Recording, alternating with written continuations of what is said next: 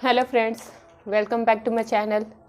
Friends, आज की class में हम पढ़ेंगे HIV के बारे में और प्लेटलेट्स। आज ब्लड का लास्ट क्लास है। पहले 5 क्लासेस हो चुकी हैं ब्लड का, तो जिन्होंने भी नहीं देखा वो जाके देख लेंगे। पूरी डिटेल में चैप्टर्स कराए गए हैं। ब्लड का इंट्रो दिया गया है 2 क्लास में, उसके बाद तीसरे क्लास में प्लाज्मा की पढ़ाई हुई है, उसके बाद RBC, WBC और आज हम लोग पढ़ेंगे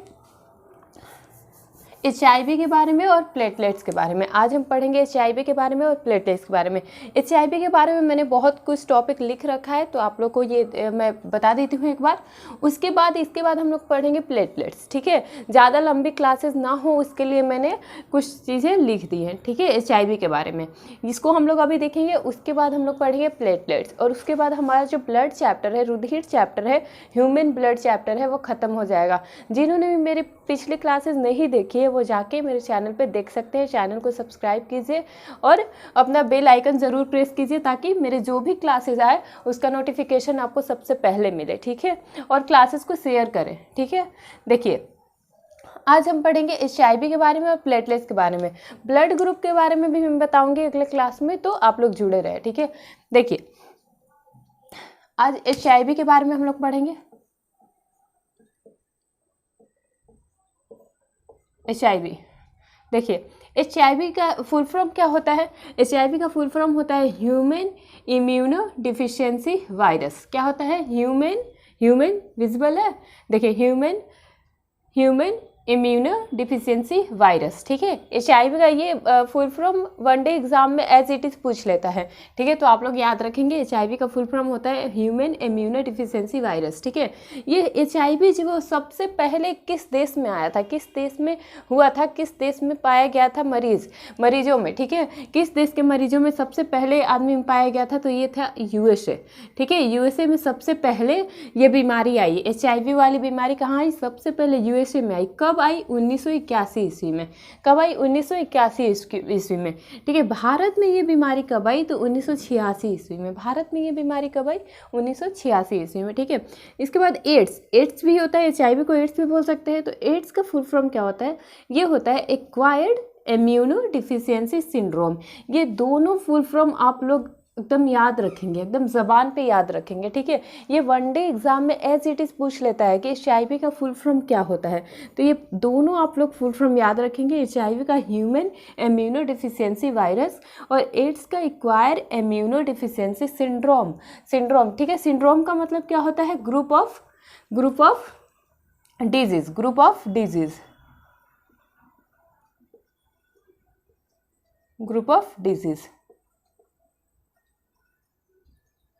डिजीज, ठीक है। ग्रुप ऑफ डिजीज, ठीक है। याद रखेंगे आप लोग, क्या कहते हैं इसको? ग्रुप ऑफ डिजीज, ठीक है।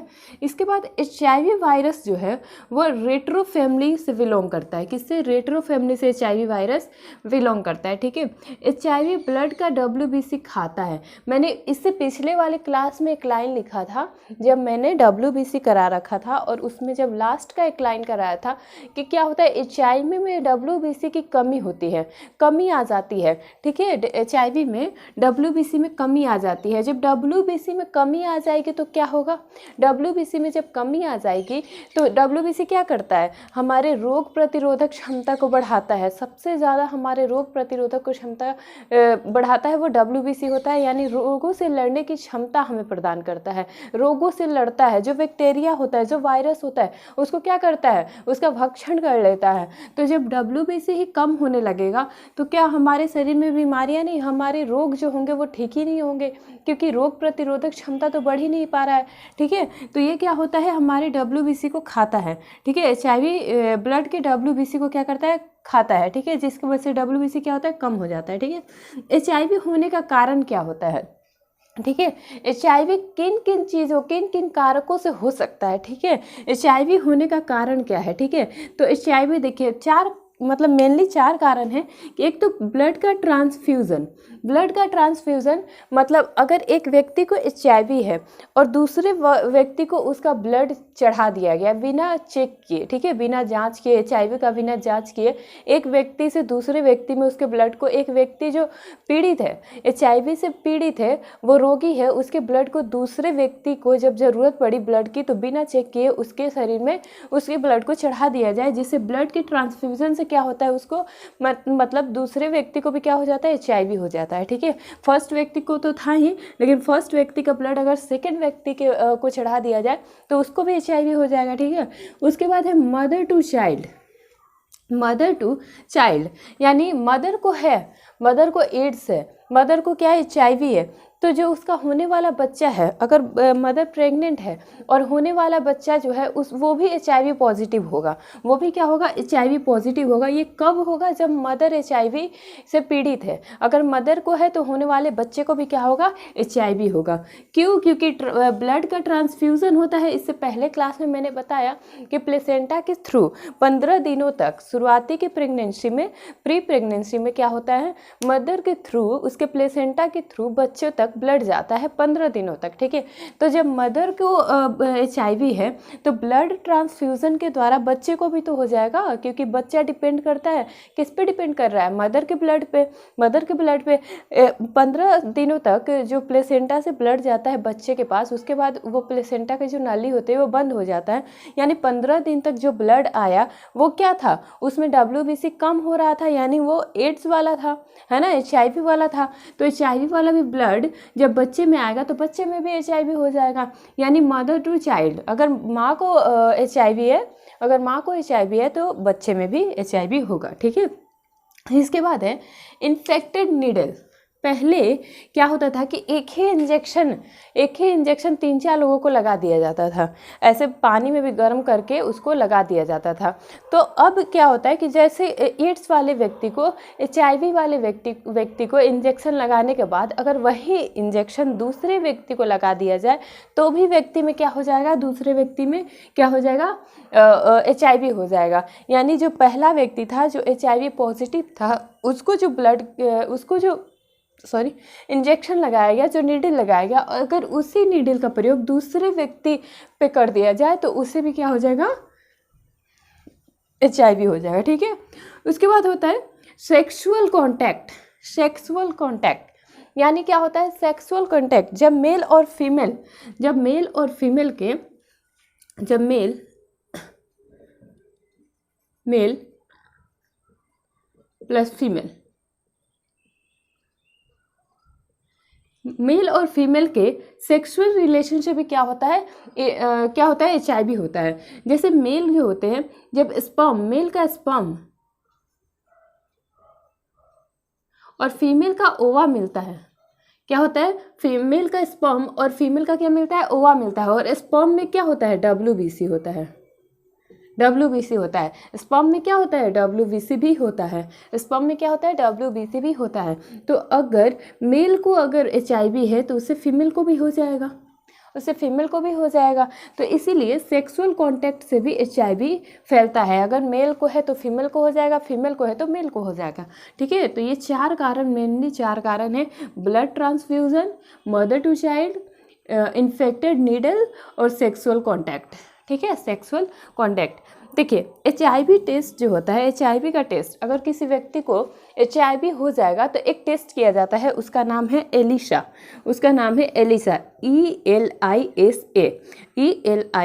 ELISA। एलिसा क्वेश्चन आता है, ये बहुत VBI है, आप लोग इम्पोर्टेंट इसको मार्क करेंगे। कई बार एग्ज़ाम में पूछा गया है कि एलिसा टेस्ट किस में किया जाता है, टाइफाइड में, डेंगू में, उसके बाद HIV में, ऐसे ऑप्शन रहते हैं। तो किस में किया जाता है, HIV के लिए, HIV से पीड़ित व्यक्ति का कौन सा टेस्ट किया जाता है, एलिसा टेस्ट किया जाता है। याद रखेंगे आप लोग, बहुत ही इंपॉर्टेंट है और बहुत बार एग्ज़ाम में बना है, बहुत बार वनडे एग्ज़ाम में बना है ये लाइन, ठीक है। तो एलिसा का क्या होता है फुल फॉर्म, देखेंगे, एंजाइम लिंक्ड इम्यूनो सॉर्बेंट एसे, ठीक है, याद रखेंगे आप लोग, एंजाइम लिंक्ड इम्यूनो सॉर्बेंट एसे, ठीक है, याद रहेगा। चलिए आगे चलते हैं।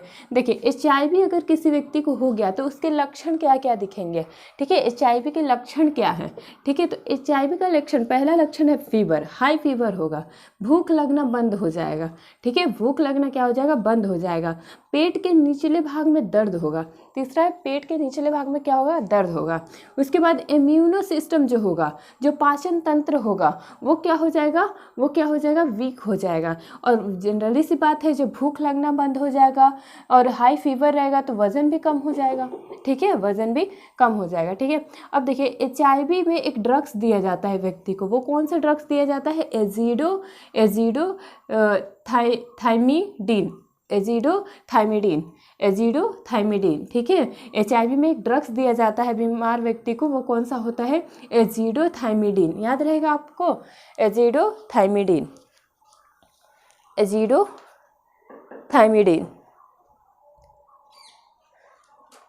देखिए कितने सारी चीज़ें हम लोगों ने आज HIV के बारे में जाना, ठीक है। एक बार और रिवाइज करवा दूँ, HIV का फुल फॉर्म होता है ह्यूमन इम्यूनो डिफिशियंसी वायरस। सबसे पहले कहाँ होता है, USA में। कब हुआ था, 1981 में। भारत में कब हुआ था, 1986 में। एड्स का फुल फॉर्म क्या होता है, acquired immuno deficiency syndrome. HIV virus retro family से बिलोंग करता है। HIV ब्लड का WBC खाता है, ठीक है। HIV होने का कारण क्या है, ब्लड ट्रांसफ्यूजन, जो मैंने अभी बताया, mother to child, infected needle और सेक्सुअल कॉन्टैक्ट। HIV का जो टेस्ट होता है उसे कहते हैं एलिसा का फुल फॉर्म होता है एंजाइम लिंक्ड इम्यूनो सॉर्बेंट एसे, ठीक है। HIV के लक्षण क्या होते हैं, हाई फीवर, भूख लगना बंद हो जाएगा, पेट के निचले भाग में दर्द होगा, इम्यून सिस्टम वीक हो जाएगा, वजन कम हो जाएगा। HIV में एक ड्रग्स दिया जाता है रोगी को, उसका नाम है एजिडोथाइमिडीन, ठीक है। आप लोग जल्दी से स्क्रीनशॉट लीजिए। अब आगे चलते हैं और हम लोग प्लेटलेट्स के बारे में पढ़ते हैं।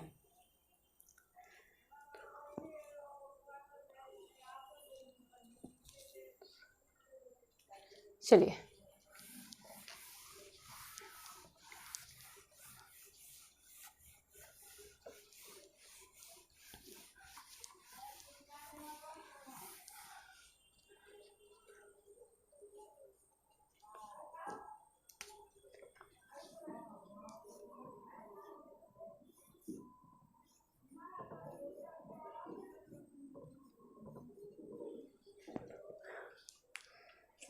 प्लेटलेट्स,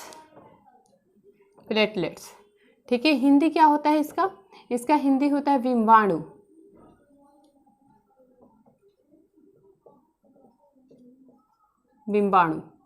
ठीक है। बिंबाणु, हिंदी क्या होता है, बिंबाणु। याद रहेगा आप लोगों को, प्लेटलेट्स का हिंदी क्या होता है, बिंबाणु, ठीक है। देखिए अब हम लोग शुरू करते हैं। देखिए प्लेटलेट्स का अन्य नाम क्या होगा, RBC का अन्य नाम क्या था, RBC का अन्य नाम था इरिथ्रोसाइट्स, याद रखेंगे आप लोग, RBC का इरिथ्रोसाइट। WBC का क्या था, ल्यूकोसाइट।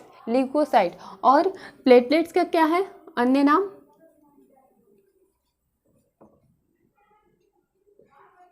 थ्रोम्बोसाइट।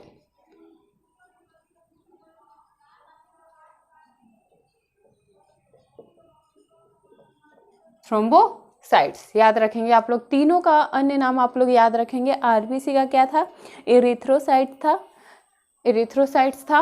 WBC का क्या था, ल्यूकोसाइट्स था। और इसका क्या है, प्लेटलेट्स का क्या है, थ्रोम्बोसाइट्स याद रहेगा अन्य नाम, ठीक है। मेल और फीमेल में कितना होता है प्लेटलेट्स, मेल और फीमेल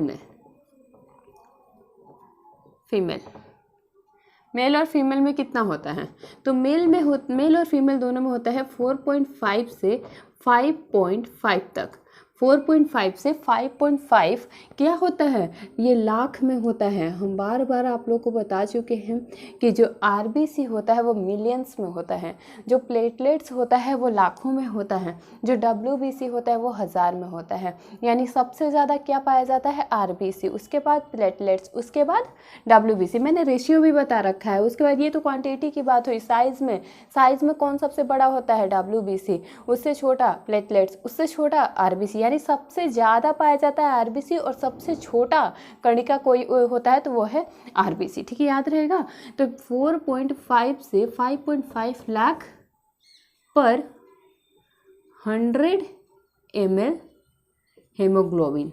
याद रहेगा, याद रहेगा। मेल और फीमेल में कितना होता है? 4.5 से 5.5 लाख पर 100 ml हेमोग्लोबिन। ठीक है, अब हम पढ़ते हैं फॉर्मेशन ऑफ प्लेटलेट्स। फॉर्मेशन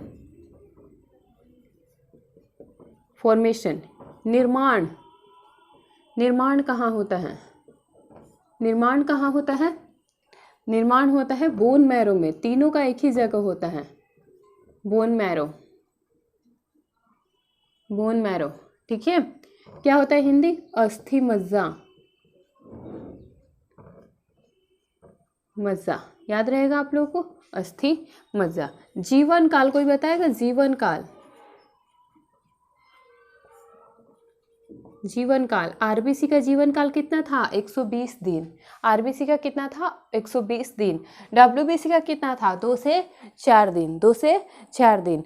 इसका बताइए आप लोग, लाइफ स्पैन कितना है? जीवन काल कितना है? 8 to 10 डेज।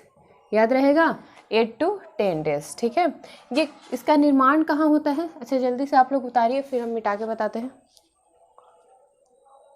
रेशियो मैंने बता दिया है, देखिए जान लीजिए। मृत्यु कहाँ होता है?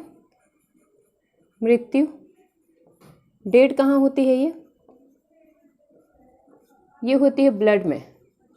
याद रखेंगे आप लोग। आरबीसी का मृत्यु कहाँ हो रहा था? आरबीसी का कहाँ हो रहा था आप लोग बताइएगा कि आरबीसी का कब्रिस्तान किसको कहते हैं? आरबीसी का कब्रिस्तान किसको कहते हैं? यकृत और प्लीहा। ठीक है, याद है, सारा कुछ बता रखे हम पिछले क्लास में। डब्ल्यूबीसी की मृत्यु कहाँ होती है? ब्लड में। पुनः निर्माण और प्लेटलेट्स का भी मृत्यु कहाँ होता है? ब्लड में। पुनः निर्माण कहाँ होता है?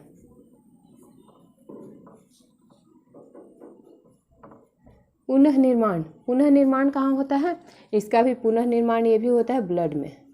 ठीक है, डब्ल्यूबीसी भी होता है ब्लड में, और प्लेटलेट्स भी, इसका भी मृत्यु ब्लड में होता है, और पुनः निर्माण भी कहाँ होता है? ब्लड में। जल्दी से नोट कीजिए, आगे चलेंगे।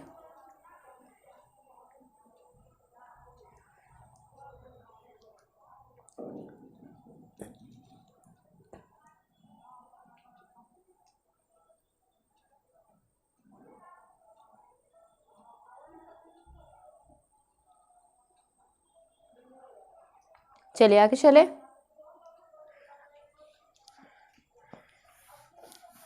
हम कार्य देखते हैं, इसका कार्य क्या है? प्लेटलेट्स का कार्य क्या है?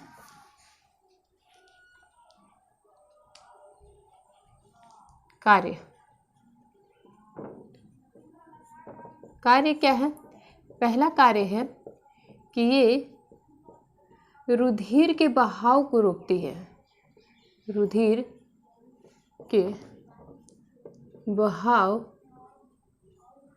को रोकती है। रुधिर के बहाव को रोकती है, ये पहला है। दूसरा क्या है बताइए आप लोग? पहला तो है कि ये रुधिर के बहाव को रोकती है। ठीक है, टू स्टॉप ब्लीडिंग। इंग्लिश में क्या हो जाएगा? To stop bleeding.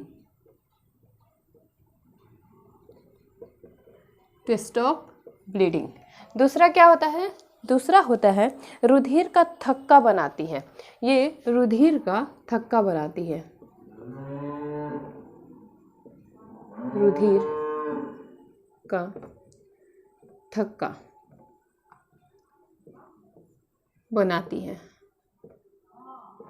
ठीक है, ये क्या करती है? रुधिर का थक्का बनाती है। याद रहेगा आप लोगों को, प्लेटलेट्स का कार्य क्या है? ये रुधिर के बहाव को रोकती है और रुधिर का थक्का बनाती है। ठीक है, रुधिर का बहाव को रोकती है। अगर हमारे बॉडी में कहीं कट लग गया तो उसके बहाव को रोकती है। कौन रोकती है? प्लेटलेट्स रोकती है। कहीं भी हमें कट लग जाता है बॉडी में, तो थोड़ी देर के बाद अगर हम उसको वहाँ पे प्रेस करें या फिर कोई भी चीज़ वहाँ पे दवा लगा दे, तो क्या हो जाता है? उसका ऑक्सीजन से कनेक्शन टूट जाता है। और जैसे ही ऑक्सीजन से कनेक्शन टूटता है, क्या होता है? रुधिर का बहाव जो है वो रुक जाता है, ठीक है। और क्या होता है, ये रुधिर का थक्का बनाती है। प्लेटलेट्स क्या करती है, वहाँ पे रुधिर का थक्का बनाती है, जिससे वहाँ पे बहाव रुक जाता है। ब्लड का क्लोटिंग करवाती है, सिंपल सी बात में लिखेंगे कि ब्लड का क्लोटिंग करवाती है।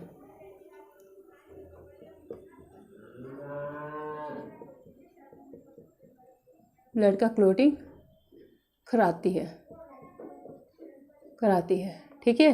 कौन कौन सा प्रोटीन जो होता है वो ब्लड का क्लोटिंग करवाता है, कौन कौन सा, बहुत बता चुके हैं इसको फर्स्ट क्लास में, सेकंड क्लास में, और अभी तक बताए जा रहे हैं कि कौन कौन सा जो प्रोटीन है वो ब्लड का क्लोटिंग में भाग लेता है। तो याद रखेंगे, पहला होता है थ्रोम्बिन, दूसरा होता है प्रोथ्रोम्बिन। अभी नहीं लिखूंगी मैं, पिछले क्लास में बता चुकी हूँ, ठीक है। पिछले क्लास में मैंने बहुत ही डिटेल में चर्चा किया है कि कौन कौन से जो प्रोटीन होते हैं वो ब्लड का क्लोट्स करवाते हैं। कहाँ क्लोट्स करवाते हैं ये ध्यान में रखिएगा कि कहाँ क्लोट्स करवाते हैं। शरीर के अंदर क्लोट्स करवाते हैं नहीं, शरीर के बाहर क्लोट्स करवाते हैं। जैसे कहीं भी हमारे शरीर में कट लग जाता है तो प्रोटीन वहाँ पे अप्लाइड होते हैं, काम में आते हैं। क्या करते हैं, ब्लड का क्लोटिंग करवाने के लिए, ब्लड का क्लोटिंग करवाने के लिए, ठीक। कौन कौन से प्रोटीन, पहला तो होता है थ्रोम्बिन, उसके बाद होता है प्रोथ्रोम्बिन, उसके बाद आता है फाइब्रिन, उसके बाद फाइब्रिनोजिन, ठीक है। ये सारा आप लोग को याद होगा क्योंकि मैं पिछले क्लास में सारा कुछ लिख के बताया है। तो अभी मैं नहीं लिखूंगी क्योंकि टाइम किल होगा। अब जिसने भी नहीं दिखा है वो पिछले क्लासों में जाके देख लेंगे, मेरे चैनल को सब्सक्राइब करेंगे, आपको सारी क्लासेस मिल जाएंगी पार्ट वाइज, ठीक है।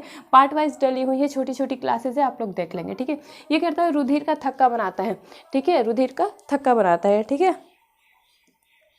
आगे चले।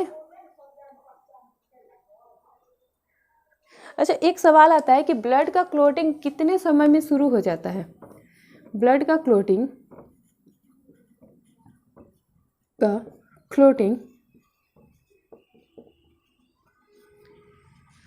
4 से 5 मिनट में शुरू हो जाता है, याद रखेंगे आप लोग, ठीक है। ब्लड का क्लोटिंग 4 से 5 मिनट में शुरू हो जाता है, नोट कर लीजिए।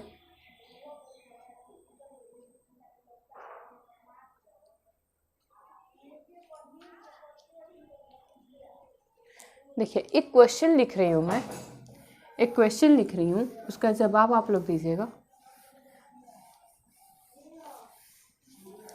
एक क्वेश्चन लिख रही हूँ, उसका आप लोग आंसर कीजिएगा। मैं बता चुकी हूँ हालांकि कि शरीर के अंदर, क्वेश्चन है, शरीर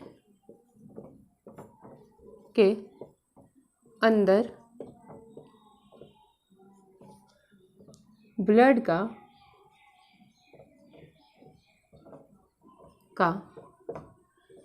क्लोटिंग क्यों नहीं होता, नहीं होता। कौन सा कारक जिम्मेदार है, कौन सा कारक जिम्मेदार है कि शरीर के अंदर, कौन सा प्रोटीन बोल सकते हैं, कौन सा प्रोटीन जिम्मेदार है कि शरीर के अंदर ब्लड का क्लोटिंग नहीं हो पाता है, ब्लड का क्लोटिंग नहीं हो पाता है। तो आंसर हमको लगता है सबको पता होगा और पिछली क्लास में मैंने बताया भी है। जिसको नहीं पता होगा वो क्या करेगा, पढ़ लेगा और कमेंट करेगा, ठीक है। वैसे तो मैं बता रही हूँ हिपेरिन, हिपेरिन बता चुकी हूँ बहुत ही अच्छे से। हिपेरिन कौन बनाता है, यकृत, याद रखेंगे आप लोग। बहुत ही इंपॉर्टेंट क्वेश्चन है कि शरीर के अंदर, दोनों में बार बार क्वेश्चन बता रही हूँ कि शरीर के बाहर जो प्रोटीन क्लोट करवाता है वो कौन से प्रोटीन होते हैं और शरीर के अंदर जो क्लोटिंग नहीं होने देता है। देखिए, जो शरीर के बाहर क्लोट्स करवाते हैं, थ्रोम्बिन, प्रोथ्रोम्बिन, फाइब्रिन, फाइब्रिनोजिन, ये कौन से प्रोटीन होते हैं, जो शरीर के बाहर ब्लड का थक्का जमाते हैं, ब्लड का थक्का कराते हैं। लेकिन ये कौन सा प्रोटीन है, शरीर के अंदर ब्लड का क्लोटिंग नहीं होने देता है, नहीं होने देता है, ठीक है। हिपेरिन जो है, हिपेरिन प्रोटीन है। हिपेरिन प्रोटीन के कारण क्या होता है, हमारे जो ब्लड में क्लोटिंग नहीं हो पाती है शरीर के अंदर, शरीर के अंदर। आप लोग इस बात को याद रखेंगे, बार बार मैं बोल रही हूँ, क्या बॉडी के अंदर, शरीर के अंदर, शरीर के अंदर, अंदर, ठीक है, शरीर के अंदर। कौन बनाता है हिपेरिन? यकृत। कौन बनाता है? यकृत बनाता है, हमारा यकृत बनाता है। अब सुनिए कि अगर किसी में हिपेरिन की कमी हो जाए, यही मेरा मेन मुद्दा था बताने का, कि यदि किसी में हिपेरिन की कमी हो जाए, किसी व्यक्ति में हिपेरिन की कमी हो जाए,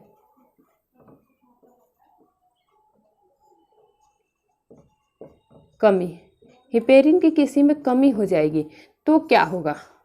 क्या होगा? उसके अंदर तो क्लोट्स होने लगेंगे, तो क्या होगा? उसे कृत्रिम हिपेरिन दिया जाएगा। कृत्रिम हिपेरिन। अब किसी में प्राकृतिक ढंग से हिपेरिन नहीं बन रहा है बॉडी में, तो क्या हो जाएगा? उसके शरीर में हिपेरिन की कमी हो जाएगी, तो उसमें क्या दिया जाता है? कृत्रिम हिपेरिन दिया जाता है। कृत्रिम हिपेरिन दिया। कोई बताएगा कि कृत्रिम हिपेरिन कौन सा कृत्रिम हिपेरिन होता है? उसका नाम क्या होता है? वो होता है हिरुडिन। हिरुडिन याद रखिएगा आप लोग, ये कृत्रिम हिपेरिन है, हिरुडिन।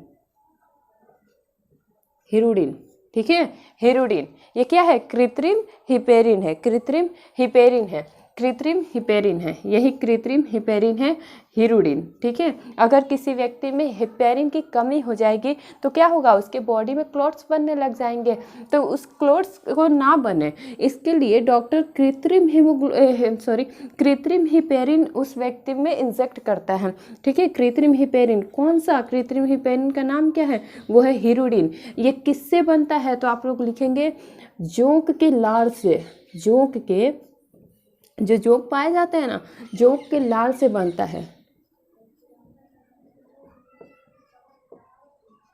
याद रखेंगे आप लोग, जोंक के लार से बनता है हिरुडिन। जोंक के लार से क्या बनता है? हिरुडिन। और ये क्या है? कृत्रिम हिपेरिन है। कृत्रिम हिपेरिन है।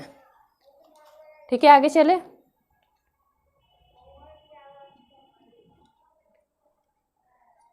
चलिए आप लोग जल्दी से स्क्रीनशॉट लीजिए, आगे चलते हैं।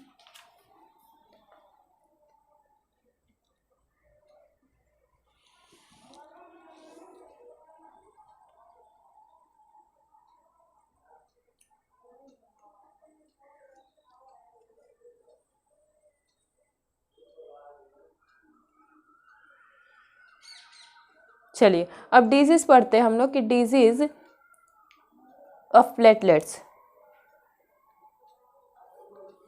चलिए, हो गया। चलिए आइए रोग पढ़ते हैं कि प्लेटलेट्स से अगर कमी और ज़्यादा हो जाएगी तो कौन सा हमें रोग होगा। ठीक है। डिजीज ऑफ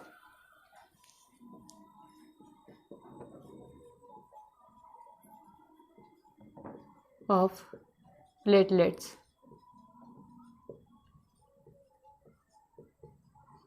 ठीक है। डिजीज ऑफ प्लेटलेट्स, प्लेटलेट्स की अगर कमी हो जाए,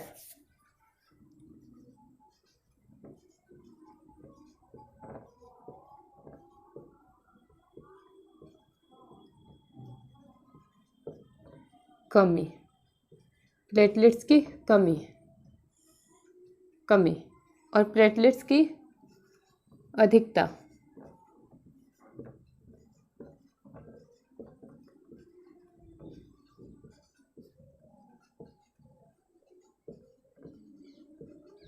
बताइए अगर प्लेटलेट्स की कमी हो जाए तो क्या होगी। देखिए मैंने क्या कहा अभी, कार्य जब मैं बता रही थी अभी जस्ट, कि प्लेटलेट्स का कार्य क्या होता है? ये ब्लड का क्लोटिंग करवाता है शरीर के बाहर। तो अगर प्लेटलेट्स की कमी हो जाएगी तो क्या होगा? ये क्लोट्स नहीं करवाएगा, ब्लड का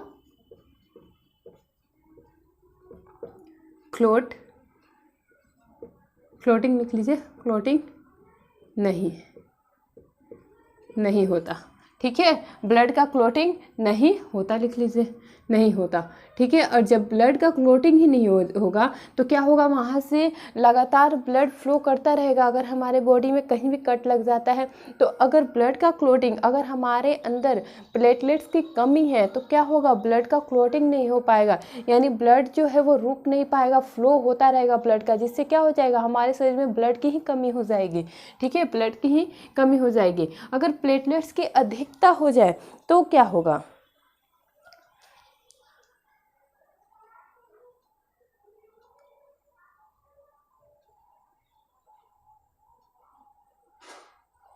देखिए अगर प्लेटलेट्स की अधिकता हो जाएगा तो एक बीमारी हो जाएगी जिसको हम बोलते हैं थ्रोम्बो, याद रखेंगे आप लोग, ब्लास्टिक,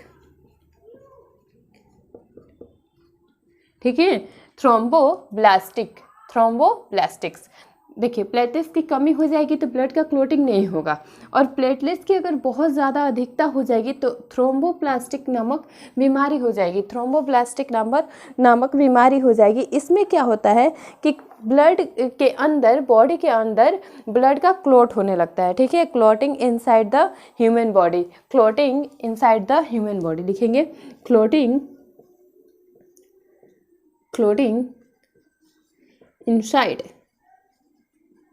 inside the human body, याद रहेगा आप लोगों को। देखिए अगर प्लेटलेट्स की कमी हुई तो ये क्या करेगा, ब्लड का क्लोटिंग नहीं करेगा, कहाँ, शरीर के बाहर।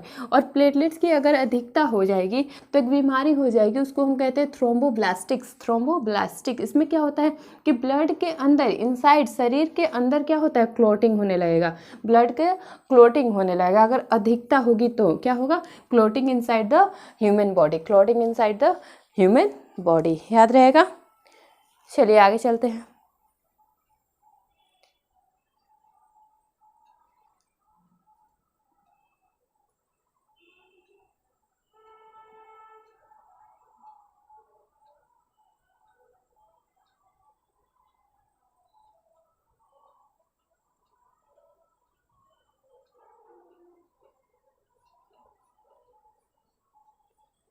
चलिए आगे चलते हैं।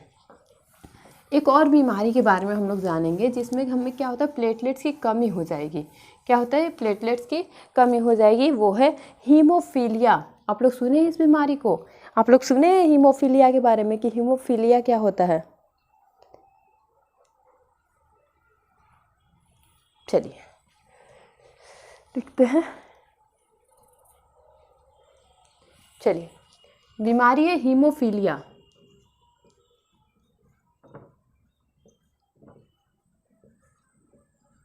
हीमोफीलिया,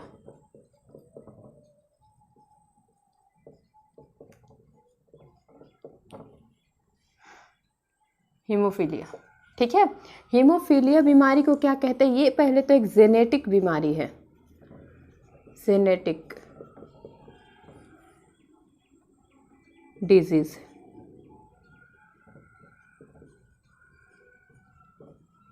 ठीक है, जेनेटिक बीमारी है, यानी वंशानुगत, इसका क्या हो जाएगा, वंशानुगत बीमारी, यानी पीढ़ी दर पीढ़ी ये बीमारी चलेगा। यानी अगर फादर में है या मदर में है तो उसके बच्चे में आएगा, उससे उनके बच्चे में, उससे उनके बच्चे में, यानी इसी को कहते हैं हम वंशानुगत बीमारी, जेनेटिक डिसीज, ठीक है। हीमोफीलिया को हम कहते हैं रॉयल डिजीज, भी इसको कहते हैं रॉयल डिजीज। रानी विक्टोरिया को भी ये बीमारी लगी थी, इसीलिए सबसे पहले रानी विक्टोरिया को ये बीमारी हुई थी, इसीलिए इसको क्या कहते हैं, रॉयल डिजीज, रॉयल डिजीज यानी शाही बीमारी,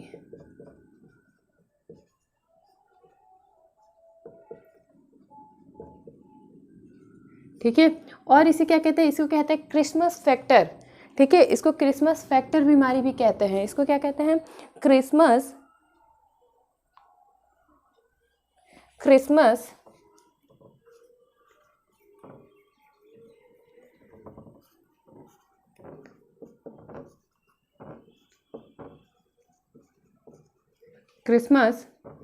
फैक्टर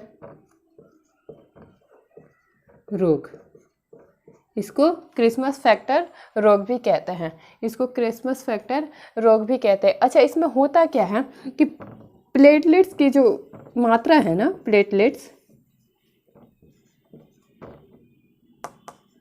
प्लेटलेट्स की मात्रा कम हो जाती है या 9 के बराबर हो जाती है,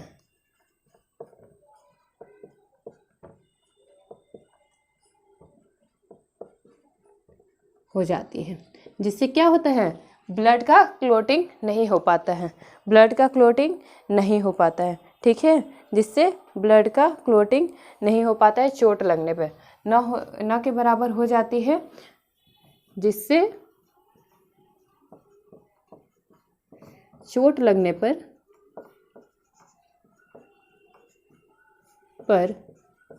वहाँ ब्लड का क्लोट या क्लोटिंग नहीं हो पाता।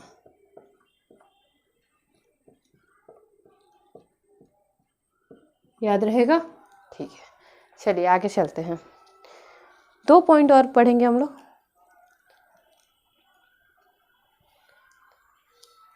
देखिए,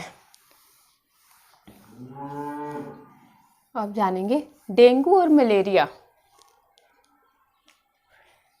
डेंगू, मलेरिया।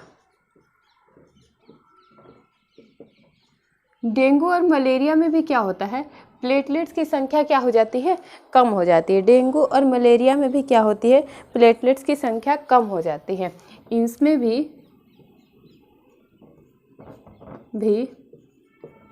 प्लेटलेट्स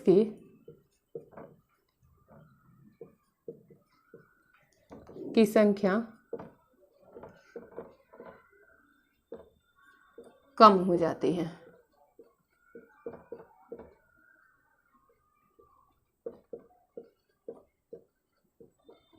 कम हो जाती है, ठीक है, याद रहेगा आप लोगों को? याद रहेगा? चलिए, आज ये क्लास यहीं पे समाप्त हो गया, ठीक है। आप लोग को जहाँ भी आप लोग को समझ में नहीं आया होगा या फिर कहीं भी आप लोग को प्रॉब्लम होगा, कोई भी डाउट होगा, तो आप लोग प्लीज़ कमेंट कीजिए। अगले क्लास में मैं उस सारे क्वेश्चन का जवाब दूंगी, ठीक है। तो प्लीज़ जिनको भी मेरी मेहनत पसंद आ रही है, चैनल को सब्सक्राइब करें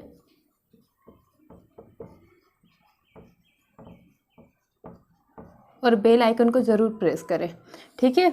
और आप लोग बताइए कि मैंने 3 चैप्टर पढ़ा दिया, सेल, उसके बाद ब्लड और हार्ट, ठीक है। ह्यूमन हार्ट मैंने पढ़ा दिया, सेल पढ़ा दिया है और ये ब्लड पढ़ा दिया।